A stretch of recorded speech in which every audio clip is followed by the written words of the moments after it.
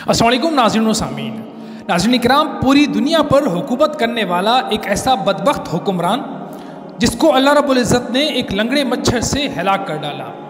دنیا کی تاریخ میں ایسے بادشاہ وقت اور فرعون گزرے ہیں جن کو ان کی دولت اور طاقت کے نشے نے مغرور بنا دیا اور وہ خدائی کا دعویٰ کرنے لگے، اور پھر اللہ رب العزت نے جو اس زمین و آسمان اور پوری کائنات کا حقیقی مالک ہے، جو وحدہ لا شریک ہے، اس نے ان جھوٹے خدائی کے دعوے داروں کو نہ صرف دنیا کے لیے عبرت کا نشان بنایا بلکہ ان کو ایسی عبرتناک موت دی جس کا کوئی گمان بھی نہیں کر سکتا، اور ان جھوٹوں خداؤں کو نیست و نابود کر دیا۔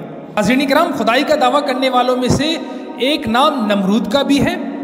نمرود شہر بابل کا حکمران تھا جس نے خدائی کا جھوٹا دعویٰ کیا تھا۔ اس کا پورا نام نمرود بن کنان بن کوس بن سام بن نوح تھا۔ دنیا میں صرف 4 ایسے حکمران گزرے ہیں جنہیں پوری دنیا پر حکمرانی نصیب ہوئی۔ ان میں 2 بادشاہ مسلمان تھے، جن میں سے ایک کا نام حضرت سلیمان علیہ السلام اور دوسرے کا نام حضرت ذوالقرنین علیہ السلام ہے، اور 2 کافر حکمران ایسے تھے جنہوں نے پوری دنیا پر حکمرانی کی۔ ان میں سے ایک کا نام بخت نصر اور دوسرا نمرود تھا۔ روایات میں آتا ہے کہ نمرود نے پوری دنیا پر 400 سال تک حکمرانی کی۔ یہ نہایت ظالم اور جابر بادشاہ تھا۔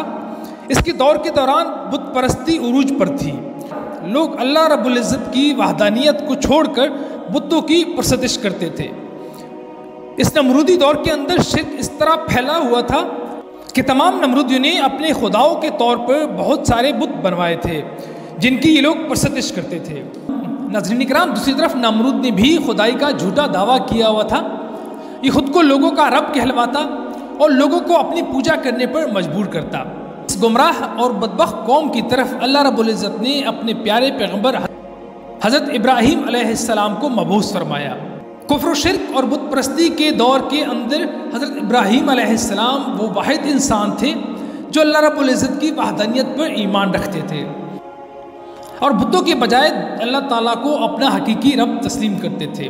حضرت ابراہیم علیہ السلام جب قوم نمرود کو بتوں کی پرستش کرتے ہوئے دیکھا تو حضرت ابراہیم علیہ السلام نے ان لوگوں کو اللہ رب العزت کی وحدانیت کی طرف بلایا اور ایک خدا کی عبادت کرنے کا حکم دیا، لیکن یہ قوم نہایت سرکش قوم تھی اور وہ اپنے کفر و شرک سے باز نہ آئی۔ وہ اسی طرح بتوں کی پوجا کرتے رہے۔ ایک دن ابراہیم علیہ السلام نے ان کی بتوں کو جھوٹا ثابت کرنے کے لیے اس مقام پر گئے جہاں ان لوگوں کے تمام بت پڑے تھے۔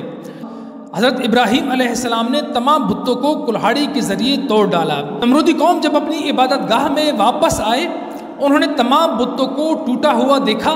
نمرود کی قوم یہ خوب جانتی تھی کہ حضرت ابراہیم علیہ السلام ہی وہ واحد شخص ہیں جو بتوں کے خلاف باتیں کرتے ہیں اور بتوں کے بجائے خدا کی عبادت کرنے کا حکم دیتے ہیں، لہٰذا وہ سمجھ گئے کہ یہ کام حضرت ابراہیم علیہ السلام کا ہے۔ نمرود کی قوم نے حضرت ابراہیم علیہ السلام سے بدلہ لینے کے لیے آپ کو قتل کرنے کا ناپاک منصوبہ بنایا اور حضرت ابراہیم علیہ السلام کو سزا کا کہا۔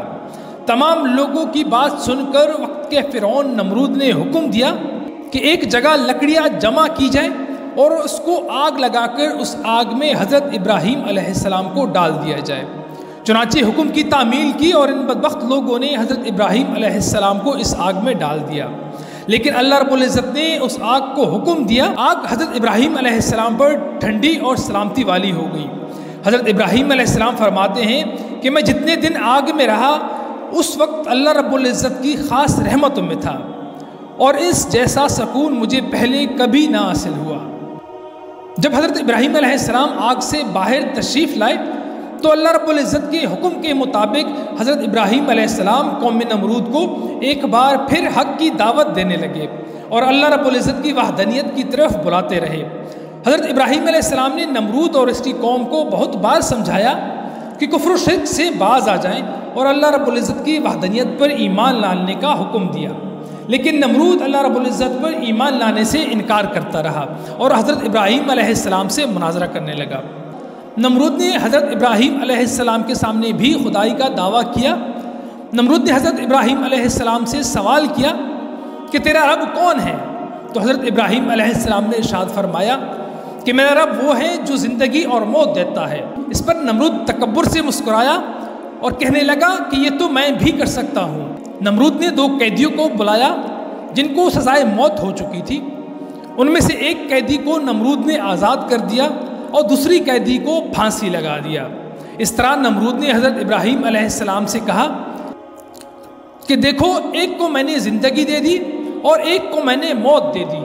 اس طرح نمرود حضرت ابراہیم علیہ السلام کے سامنے باطل دلیلیں پیش کرنے لگا اور دعویٰ کرنے لگا کہ حقیقی خدا میں ہی ہوں، بتا تیرا خدا کون ہے۔ تو اس وقت حضرت ابراہیم علیہ السلام نے نمرود کو اس کی عقل کے مطابق جواب دیتے ہوئے فرمانے لگے کہ میرا رب تو وہ ہے جو سورج کو مشرق سے طلوع کرتا ہے اور مغرب میں غروب کرتا ہے۔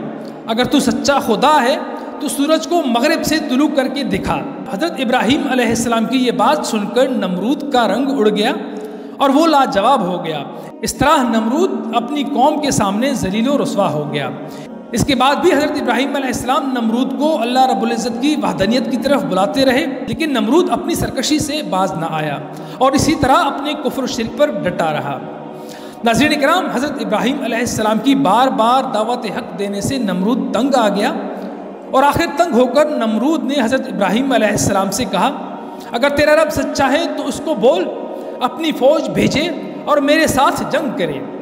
جیسے ہی نمرود نے یہ سب کہا تو حضرت جبرائیل علیہ السلام فوراً حضرت ابراہیم علیہ السلام کی بارگاہ میں پیش ہوئے کہ اللہ رب العزت کا لشکر جنگ کے لیے تیار ہے۔ حضرت جبرائیل علیہ السلام کا یہ پیغام سن کر حضرت ابراہیم علیہ السلام نے نمرود سے کہا کہ اللہ رب العزت کا لشکر جنگ کے لیے تیار ہے۔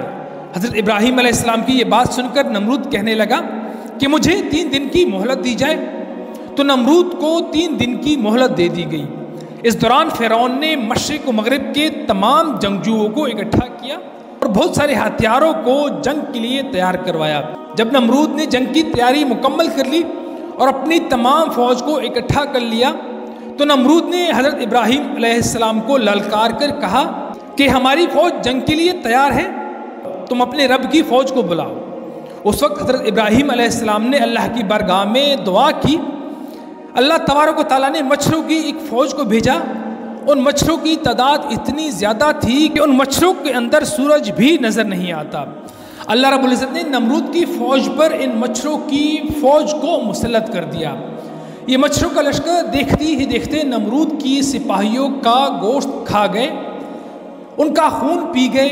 تمام نمرودی فوج کی صرف ہڈیاں ہی باقی رہ گئی۔ یہ دردناک منظر دیکھ کر نمرود اپنی محل کی طرف بھاگا اور اپنے محل کے ایک کمرے میں چھپ گیا۔ اسی دوران نمرود کے محل میں ایک لنگڑا مچھر داخل ہوا۔ جب نمرود نے اس مچھر کو دیکھا تو اپنی زوجہ سے کہنے لگا کہ اس مخلوق نے پوری فوج کو ہلاک کر ڈالا۔ اسی گفتگو کے دوران اللہ رب العزت کے حکم سے لنگڑا مچھر نمرود کی ناک کے ذریعے دماغ میں داخل ہو گیا اور نمرود کے دماغ کو چاٹنے لگا۔ جب وہ مچھر نمرود کے دماغ کو چاٹتا تو اس سے نمرود کو اتنی شدید تکلیف ہوتی کہ نمرود اپنے سر کو دیواروں پر مارتا۔ اس طرح اللہ رب العزت کی حکم سے وہ لنگڑا مچھر نمرود کے دماغ میں کئی روز رہا۔ نمرود نے اپنے محل میں حکم جاری کر دیا کہ جو بھی محل میں داخل ہو وہ نمرود کے سر پر جوتا مارے۔ جوتا مارنے کے بعد نمرود کو تھوڑی دیر آرام محسوس ہوتا، لیکن کچھ ہی دیر بعد ویسی ہی تکلیف شروع ہو جاتی۔ اس طرح اللہ تبارک و تعالیٰ نے ایک چھوٹے لنگڑے مچھر سے نمرود کو سخت سزا دی۔ نمرود تکلیف کی وجہ سے اپنے سر کو سلاخوں کے ساتھ پیٹتا رہتا، یہاں تک کہ اللہ رب العزت نے نمرود کو ایک عبرتناک موت دے دی۔ نمرود اپنے سر کو محل کی دیواروں پر مارتے مارتے ہلاک ہو گیا۔ ایسی دردناک موت دے کر اللہ رب العزت نے نمرود کو رہتی دنیا تک عبرت کا نشان بنایا۔ اس بات میں کوئی شک نہیں کہ اللہ رب العزت وحدہ لا شریک ذات ہے، اس کے علاوہ کوئی عبادت کے لائق نہیں۔ جب بھی کوئی اللہ کی ذات باری تعالیٰ کو للکارتا ہے تو اللہ رب العزت اپنی چھوٹی سے چھوٹی مخلوق کے ذریعے اس کو عبرت کا نشان بناتا ہے اور اسے ہلاک کر کے نیست و نابود کر دیتا ہے۔ آخر میں اللہ رب العزت سے دعا ہے کہ اللہ اپنی بارگاہ میں عاجزی اور انکساری کے ساتھ رہنے کی توفیق عطا فرمائے اور اپنے پیارے محبوب حضرت محمد صلی اللہ علیہ وآلہ وسلم کی محبت کے اندر جینا مرنا نصیب فرمائے۔